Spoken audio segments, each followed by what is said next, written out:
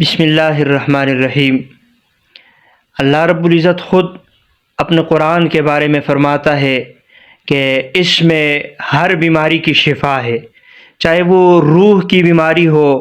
چاہے وہ جسمانی بیماری ہو، بدنی بیماری ہو، ہر بیماری کے لیے قرآن میں شفا ہے۔ لیکن اس کے لیے شرط ایک چیز وہ یہ ہے کہ ہمارا عقیدہ ہو، ہم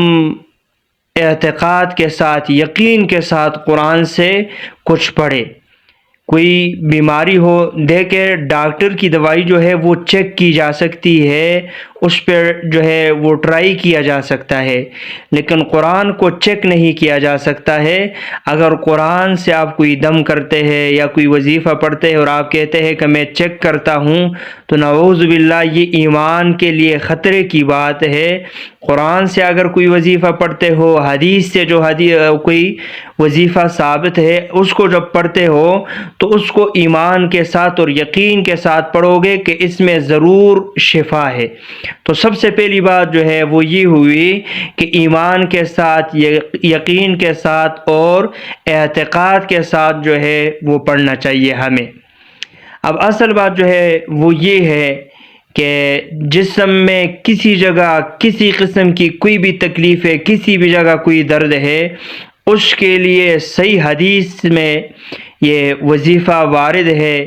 اور مسلم شریف کی روایت ہے، عثمان بن العاص رضی اللہ تعالیٰ عنہ سے یہ روایت ہے،